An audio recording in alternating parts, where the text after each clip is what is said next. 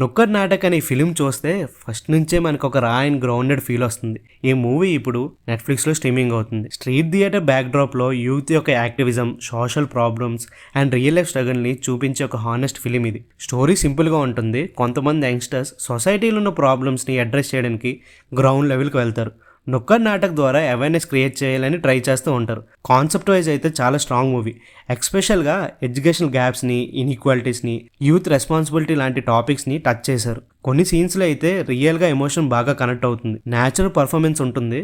ఎక్స్పెషల్గా actors performance చేశారు. Polish తక్కువ ఉన్నా కూడా అథెంటిసిటీ అయితే ఈ మూవీలో పక్కా ఉంటుంది. కానీ మెయిన్ ఇష్యూ ఎక్కడొచ్చిందంటే ఎగ్జిక్యూషన్లోనే వచ్చింది. ఎందుకంటే చాలా ఐడియాస్ ఉంటే ఒక్కసారే హ్యాండిల్ చేయాలనుకున్నారు. దానివల్ల స్క్రీన్ పేరు కొంచెం ఇన్కన్సిస్టెంట్ ఫీల్ వచ్చింది. కొన్ని ట్రాక్స్ అయితే ప్రాపర్గా డెవలప్ కూడా అవ్వలేదు. కొన్ని ట్రాక్స్ అయితే ప్రాపర్గా డెవలప్ అవ్వకుండానే సడన్గా షిఫ్ట్ అయిపోతాయి. సో ఫ్లో కూడా బ్రేక్ అవుతుంది.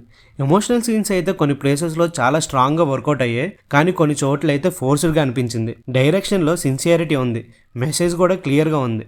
కానీ స్టోరీ టెల్లింగ్ మాత్రం కొంచెం టైట్గా ఉంటే ఇంపాక్ట్ ఇంకా ఎక్కువ ఉండేది అనిపిస్తుంది.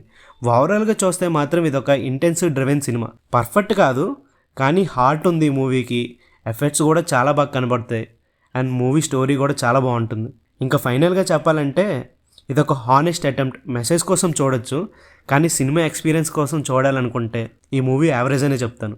ఇంకా మీలో ఎవరైనా ఈ మూవీ చూసున్నారా? ఒకవేళ చూస్తే మీకు ఎలా అనిపించింది అనేది మన కామెంట్ సెక్షన్లో చెప్పండి. వెళ్తూ మన ఛానల్ సబ్స్క్రైబ్ చేసుకోవచ్చు కదా. ఇంకా నెక్స్ట్ వీడియోలో కలుద్దాం. బాయ్.